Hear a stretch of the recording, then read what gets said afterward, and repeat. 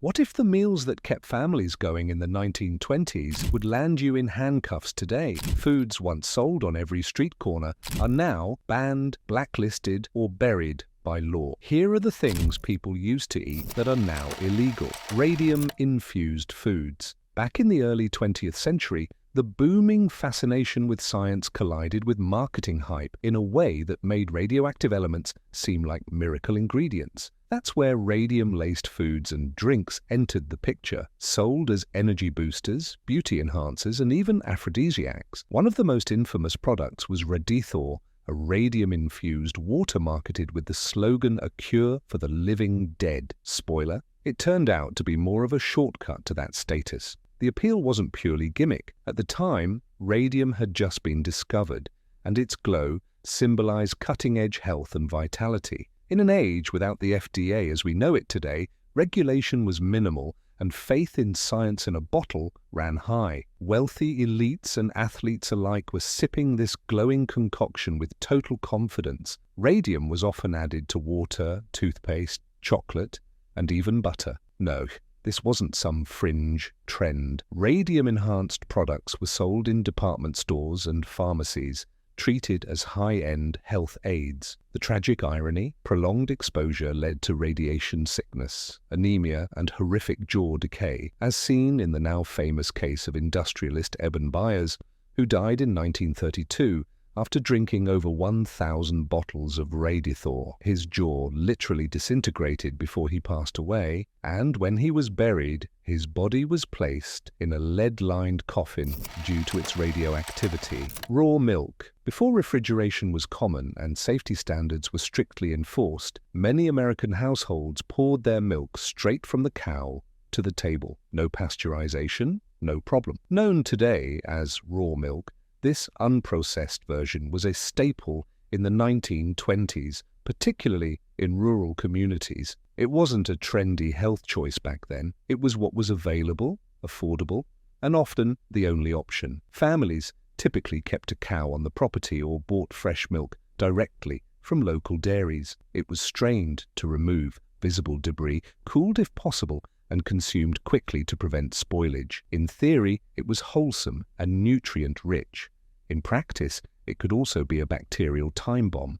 Tuberculosis, brucellosis, and typhoid were just a few of the diseases linked to raw milk during the early 20th century. A 1924 typhoid outbreak in Los Angeles sickened 1,400 people, with raw milk the confirmed source. The turning point came with the rise of urban populations, where large-scale distribution increased the risks of contamination. Pasteurization, heating milk to kill harmful pathogens, was introduced not for flavor, but for survival. By mid-century, it became the standard in most states, with laws gradually restricting the sale of raw milk. Today, interstate sale of raw milk for human consumption is prohibited by the FDA, and many states have outright bans on its sale within their borders. Songbird delicacies. In the 1920s, fine dining didn't always mean filet mignon or lobster tail. Sometimes it meant a bite-sized bird served whole. Among the more unusual delicacies of the era were roasted songbirds like larks, thrushes, and finches. These tiny creatures were plucked, seasoned,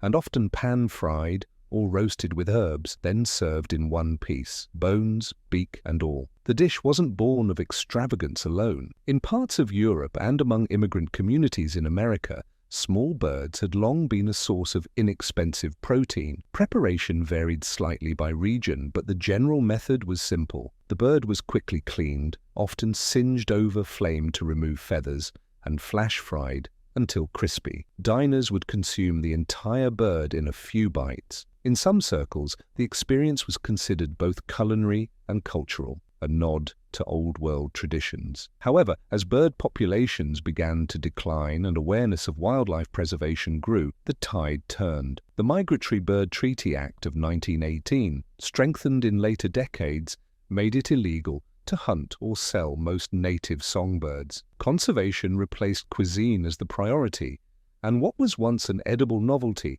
became a symbol of overindulgence at nature's expense. Sea turtle. Elegant dinner parties in the early 20th century often featured a dish that would be unthinkable on modern menus: sea turtle. Prized for its rich, tender meat, sea turtle was considered a luxury item not just in the United States, but throughout Europe. Turtle soup, especially made from green sea turtles, was a favorite among the elite, and by the 1920s, commercial canning made it accessible to a broader audience. You didn't need to live near the coast or wrangle one yourself. You could simply order a tin through a catalogue or find it in upscale grocers. The meat was typically simmered into a thick soup or stew, often with sherry, vegetables, and spices. Some recipes called for mock turtle alternatives using calf's head, but the real thing was the gold standard. In fact, sea turtle was so valued that it became a diplomatic dish, served at presidential banquets and state dinners. President Taft was particularly fond of it, and White House menus from the 1910s and 20s frequently featured turtle soup. The demand, however, outpaced the supply. By mid-century, overhunting and habitat loss drove several sea turtle species toward extinction. International protections eventually made harvesting or selling sea turtles and their meat illegal in most of the world. In the US, the Endangered Species Act of 1973 provided federal protection to sea turtles, ending the era of turtle soup as a mainstream delicacy. Today, all species of sea turtles are protected, and their products are banned from commercial trade. Absinthe, in the smoky cafes of Paris and the tucked-away speakeasies of New York, a vivid green spirit earned both fame and infamy.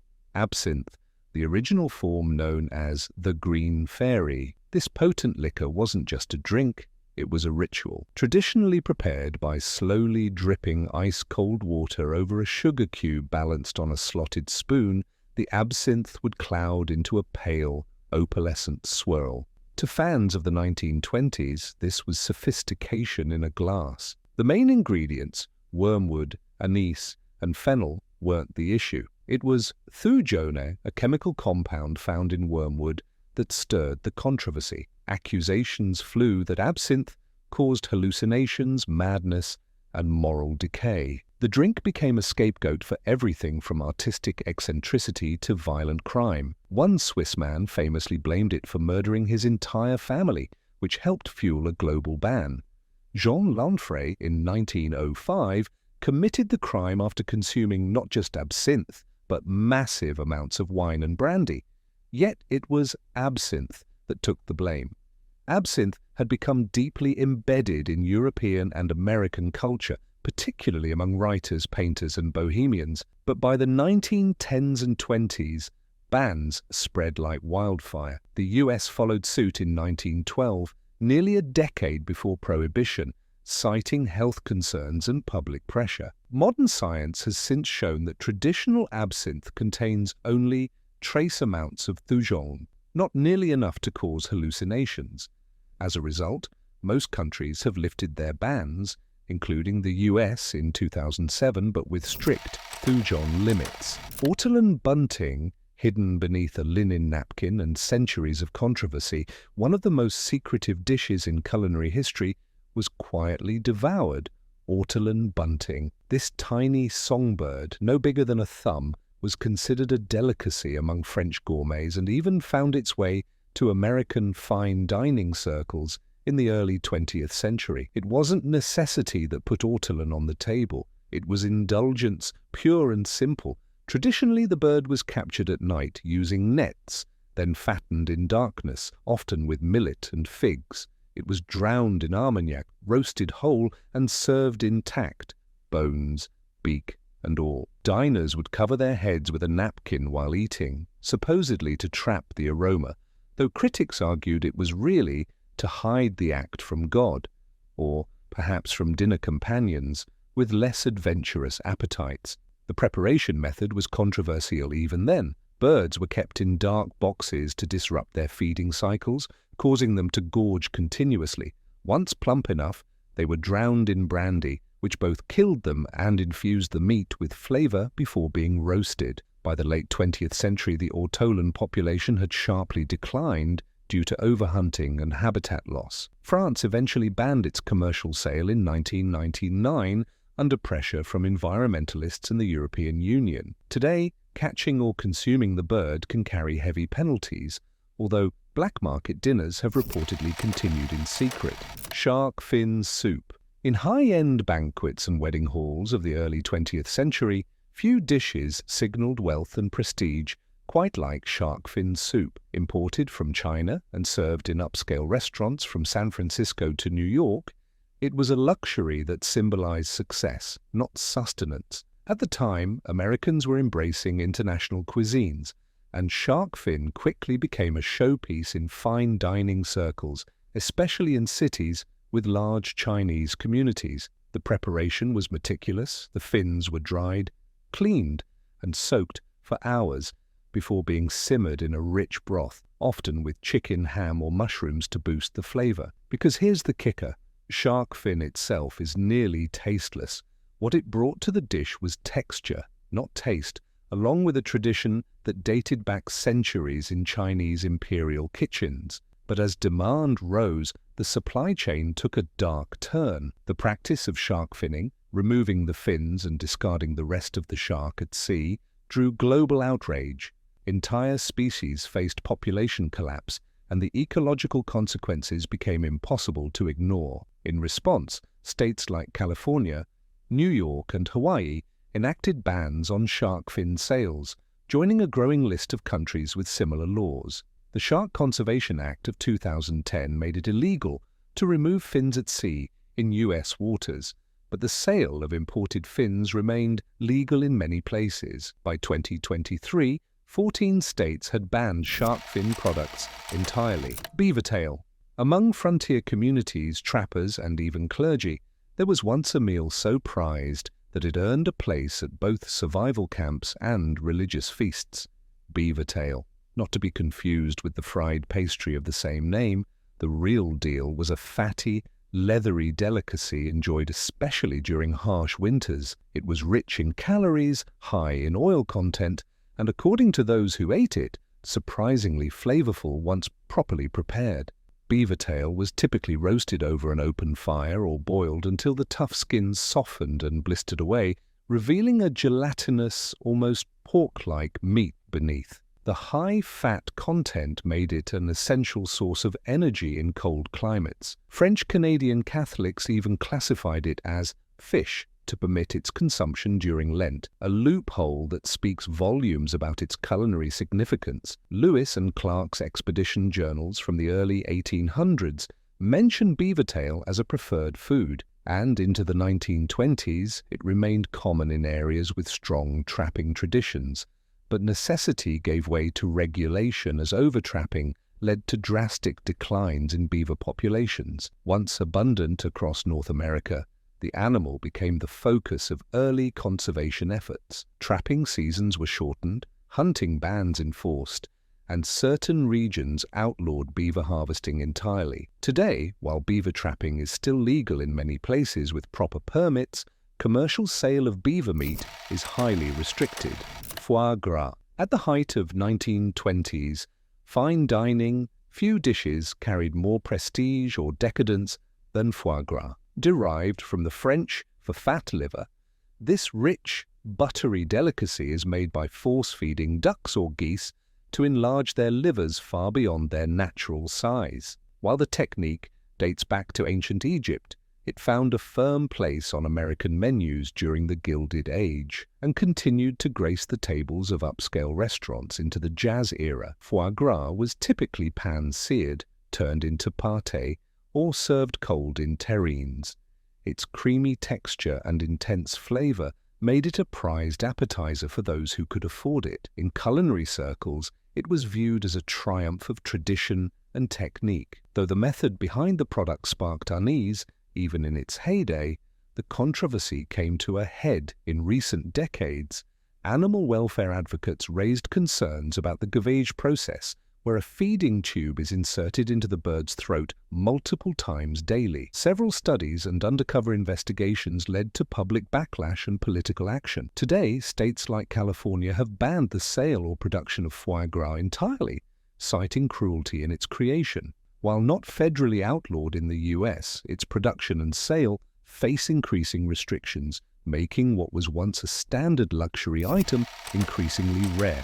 Whale meat. When meat was scarce and protein needed stretching, Americans didn't always turn to the farm. Sometimes they turned to the sea. In the early 20th century, whale meat appeared in butcher shops and on menus, especially during wartime rationing and economic hardship. Though more commonly associated with Nordic and Japanese cuisine, whale was considered a practical solution during shortages. Praised for its abundance and high fat content, the meat, often compared to beef, but with a distinctly fishy undertone, was typically boiled, stewed, or ground into patties. It was even served in school cafeterias during World War II. Whale burgers? Anyone? Though not a hit with every palate, it was affordable, filling, and at the time seen as a reasonable use of natural resources. But necessity collided with consequence. Industrial whaling operations grew, and so did the toll on global whale populations. By the mid-1900s, many species were facing near extinction. International pressure mounted, and by the 1980s, the International Whaling Commission implemented a moratorium on commercial whaling. In the US, the Marine Mammal Protection Act of 1972 made it illegal to hunt, sell, or consume whale meat, with very limited exceptions for indigenous communities with historical whaling traditions, brain sandwiches. At one time, if you strolled through a diner in the Midwest or passed by a county fair in Indiana, you might have found a regional favorite that's nearly disappeared from American plates: brain sandwiches. Typically made with calf or pig brains, this dish was born from necessity. Every part of the animal was used and nothing was wasted. Brains, though delicate, were considered a delicacy by many working-class families, especially in areas shaped by German-American culinary traditions. The preparation was as straightforward as it was bold. Brains were soaked, sliced, dredged in flour or cornmeal, then pan-fried until crispy on the outside and tender within, served between slices of white bread or on a hamburger bun, often with mustard or onions. The brain sandwich offered both protein and pride in thriftiness. For decades, it was a staple in certain regions, particularly in St.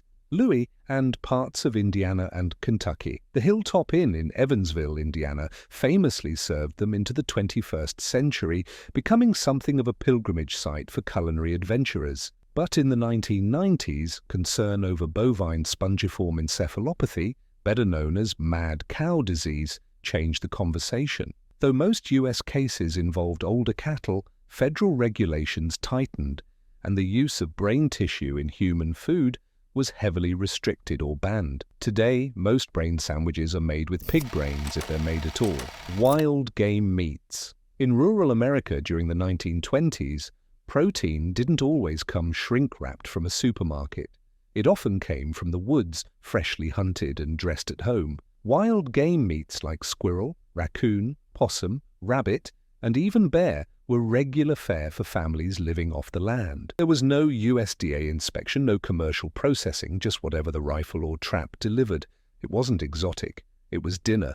Preparation varied widely. Squirrel was commonly stewed, raccoon roasted low and slow to cut the gaminess, and rabbit often fried in lard or simmered in gravy. Recipes passed down through generations reflected regional tastes and the practical need to make the most of every bite. President Calvin Coolidge was reportedly served raccoon at a White House Thanksgiving in 1926, and cookbooks from the era include detailed instructions for preparing possum and squirrel. In many places, wild game wasn't just tradition, it was survival during lean times, especially through the Great Depression. As food safety standards developed and wildlife populations began to suffer under unregulated hunting, change became necessary. By the mid-20th century, laws were introduced to control hunting seasons, limit game harvests, and prohibit the sale of uninspected wild meat. Today, it's illegal in most states to sell wild game harvested by individuals, even if the animal was legally hunted. Commercial game meat must come from inspected facilities that raise animals specifically for that purpose. Lootfisk. When Scandinavian immigrants brought their culinary traditions to the American Midwest, they didn't leave their lie behind. One of the most divisive dishes to survive the journey was Lootfisk, a gelatinous preparation of dried white fish, typically cod, reconstituted in water, then soaked in a lye solution until the texture resembled something between fish and jelly. In the 1920s, it wasn't just a holiday tradition, it was a symbol of cultural identity and resourcefulness. The process was intense. After drying and curing, the fish was submerged in cold water, then bathed in lye. Yes, the same caustic chemical used in soap making. Once the lye rendered the flesh soft and translucent, it had to be soaked again, often for days, to remove any remaining toxicity. Done right, the final product was gently baked or steamed and served with butter, cream sauce, or, if you were lucky, a stiff drink to chase it down. The trouble came with consistency. Home cooks sometimes used industrial-grade lye, unaware of its dangers. With no regulation, food safety varied wildly. Eventually, concerns about caustic burns and chemical contamination led the FDA to restrict food-grade lye use and require careful handling in commercial settings. While not technically illegal today, commercial Lootfisk preparation faces strict regulations, and home preparation using traditional methods and industrial lye is highly discouraged or outright banned in many places. Pig's blood soup. In farm kitchens across 1920s America, no part of the animal was wasted. Not even the blood. That's how pig's blood soup, also known in some communities as dinuguan or black soup, found its way to the table. For immigrant families from Eastern Europe, Asia, and the American South, it wasn't just a cultural carryover, it was a matter of thrift and survival. When you raised and butchered your own hogs, making use of the blood wasn't unusual. It was expected, typically prepared by simmering fresh pig's blood with vinegar, garlic, onions, and various seasonings. The soup thickened as it cooked and developed a rich, earthy flavor. Some recipes added offal or meat chunks for texture. Served over rice or bread, it was hearty, filling, and undeniably efficient. The key ingredient, however, had to be handled with precision. Blood spoils fast, and mishandling could lead to serious health risks. By the mid-20th century, food safety regulations began tightening. The USDA and state health departments introduced rules requiring blood to be collected, stored, and processed under strict conditions, requirements that many home kitchens simply couldn't meet. As a result, selling or serving pig's blood dishes became illegal in certain states, particularly where raw blood couldn't be guaranteed safe. Today, commercial products using blood must come from USDA-inspected facilities, and in many places, home butchering and blood collection fall into legal grey areas or are outright prohibited. Haggis on Burns Night or at a Scottish family gathering, it wasn't unusual to see guests passing around a steaming, oatmeal-stuffed sheep's stomach, proudly known as haggis. This traditional dish, born of necessity and full respect for the animal, was celebrated by immigrants in early 20th century America, especially in communities determined to keep their culinary roots alive. In the 1920s, authentic haggis was both accessible and uncontroversial. Often made right at home, the classic preparation called for finely minced sheep liver, heart, and lungs, collectively known as the pluck, mixed with oats, suet, onions, and spices. The mixture was stuffed into a sheep's stomach and boiled for hours. The result was a dense, savoury pudding served with potatoes and turnips, a dish praised more for heritage than presentation. In Scotland, it's a national treasure. In the US, it became a legal target. The issue? The lungs. Under USDA regulations introduced in 1971, sheep lungs are banned for human consumption in the United States due to concerns over potential contamination during slaughter. The ban effectively outlawed traditional haggis, forcing American producers to create modified versions without the key ingredient. Despite lobbying efforts and occasional political promises to revisit the ban, authentic Scottish haggis remains prohibited from import into the US. American versions, made with liver and heart but no lungs, are legal but considered inauthentic by purists. Arsenic Tonics. In the early 20th century, before the FDA had teeth, and when labels made promises without proof, Americans sipped on something they believed could cure fatigue, liven the complexion, and boost vitality, arsenic-containing tonic waters. Though it sounds like the setup to a murder mystery, these tonics were widely sold and consumed by both men and women as part of daily health routines. At the time, arsenic was considered a therapeutic agent in small doses and was even prescribed by physicians to treat everything from anemia to syphilis. The most popular of these concoctions were sold under names like Fowler's solution or Donovan's solution, often mixed into water or other beverages. Some over-the-counter tonic waters marketed to the public even contained trace amounts of arsenic compounds, advertised as skin enhancers or appetite stimulants. A little poison, they claimed, was just what the body needed to feel more alive. Fowler's solution, which contained 1% potassium arsenite, was sold from the 1780s right through the early 20th century and was available without prescription at many pharmacies. The problem wasn't immediate toxicity, it was long-term exposure. Chronic arsenic ingestion led to symptoms ranging from skin lesions and organ damage to cancer.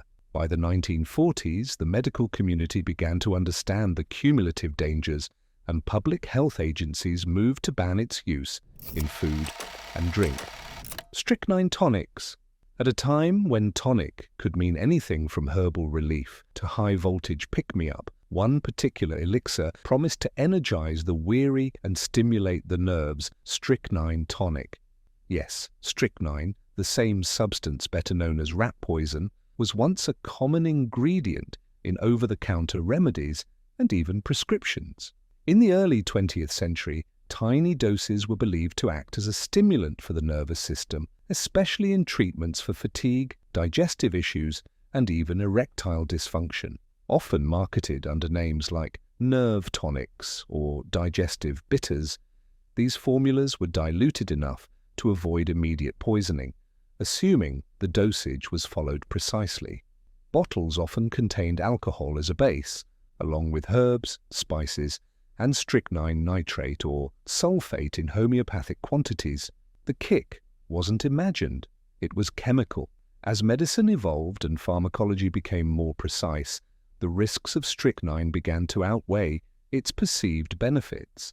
Even in minuscule doses, repeated exposure could trigger muscle spasms, anxiety, and in severe cases, respiratory failure.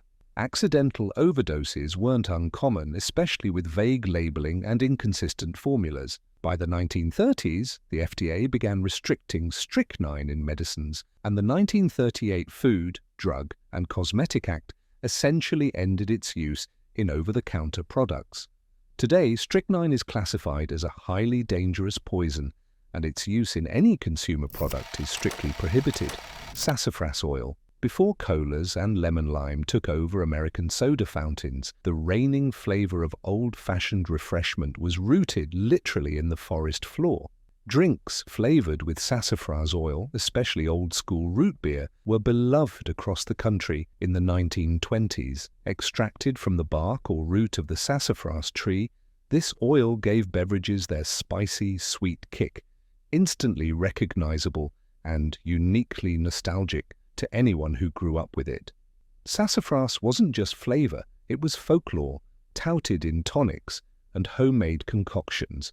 It was believed to purify the blood, cure colds, and promote general well-being. Home brewers and soda companies alike used the oil to produce batches of root beer and tea, and it was often enjoyed chilled on porches or poured over ice cream for floats. Companies like Haggus built entire brands around sassafras-flavored root beer, starting in the late 19th century and continuing through the early 20th. But in the 1960s, researchers found that saffrole, the main compound in sassafras oil, was carcinogenic in high doses, linked to liver cancer in lab animals. That discovery changed everything. The FDA swiftly banned the use of saffrole in commercially produced foods and drinks. While artificial sassafras flavors remain legal today, the real oil is strictly controlled, and products like traditional root beer had to be reformulated without their signature ingredient.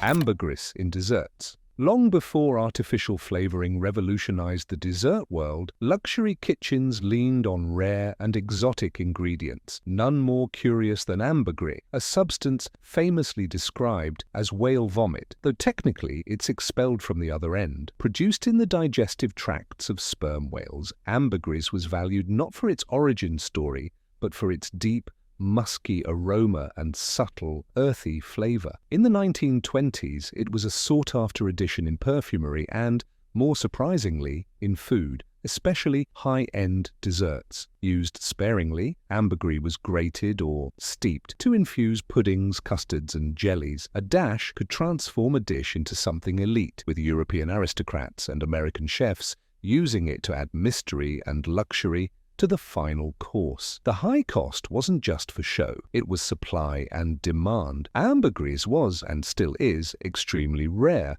often found floating in the ocean or washed up on shorelines. Its use in the 1920s was a display of extreme wealth and sophistication. Recipes in high society cookbooks sometimes listed it as an optional ingredient, the 1920s equivalent of add truffle if you're feeling fancy. Over time, ethical and environmental concerns caught up with the practice. As whales became protected under international law, so too did the trade and use of anything derived from them. The Marine Mammal Protection Act of 1972 made ambergris products illegal in the United States, though some countries still permit its collection when naturally washed ashore.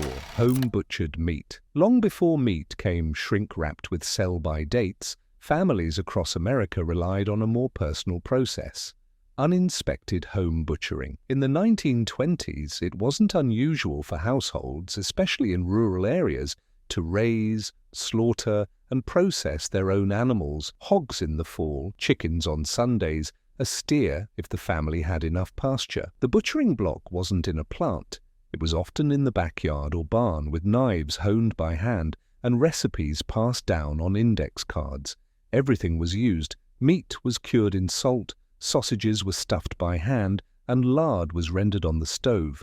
Food safety came down to experience and tradition, not regulation. Local communities often made butchering a social event, neighbors helping neighbors with the heavy work, sharing cuts, and ensuring nothing went to waste. But as cities grew and populations became more centralized, the risks of unregulated meat, spoiled product, disease, contamination became harder to ignore. By the late 1930s, the Federal Meat Inspection Act and later the Wholesome Meat Act of 1967 required all meat sold to the public to be processed in USDA-inspected facilities. Selling home-butchered meat, no matter how clean or time-honored, became illegal in most cases.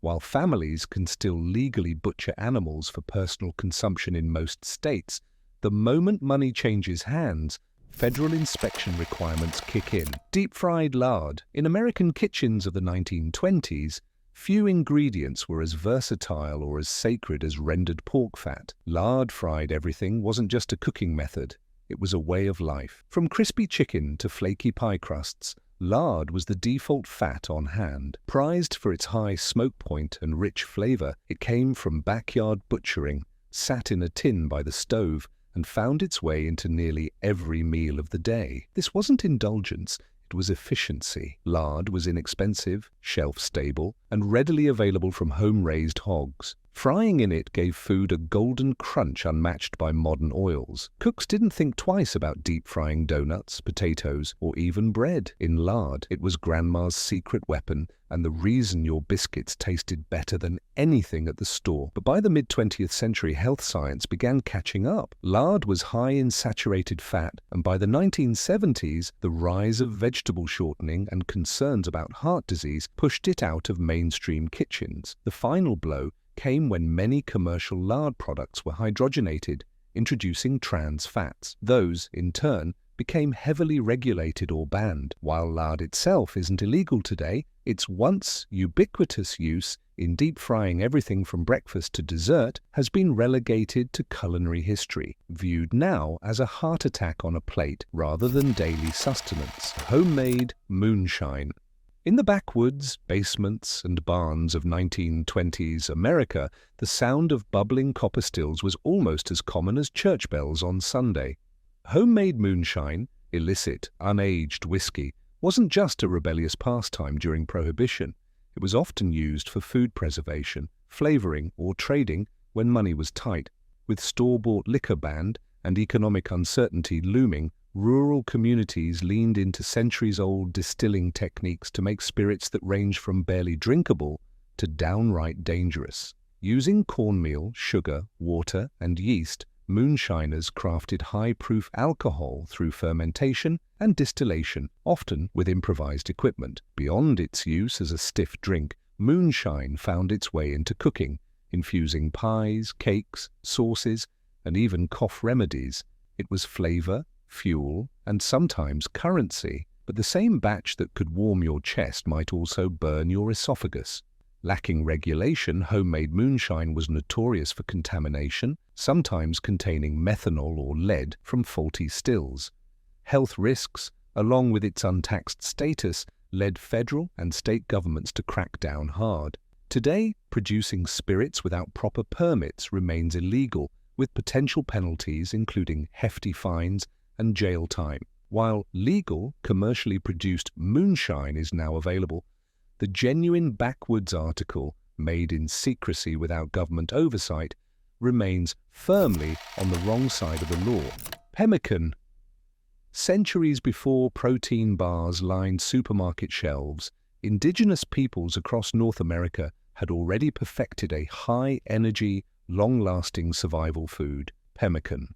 By the 1920s, settlers, trappers, and homesteaders had adopted the tradition, particularly in frontier regions where refrigeration was non-existent and calories were hard-earned. Made with rendered fat, dried meat, often wild game like bison, elk, or deer, and sometimes berries, pemmican was portable, shelf-stable, and astonishingly dense in nutrition. The process began with drying meat over smoke or sun, then pounding it into a fine powder. Melted fat was mixed in, binding the ingredients into a paste or pressed into cakes. When done correctly, pemmican could last for months or even years without spoiling. Hunters packed it for long trips and families relied on it during harsh winters when fresh meat wasn't available. A single handful could keep you going all day. Think of it as the original energy bar with a wild twist. But modern health codes don't see it quite that way because it's made with wild, uninspected meat. Traditional pemmican is illegal to sell in most states. The USDA restricts the sale of meat products not processed in certified facilities, even if the preparation method is time-tested.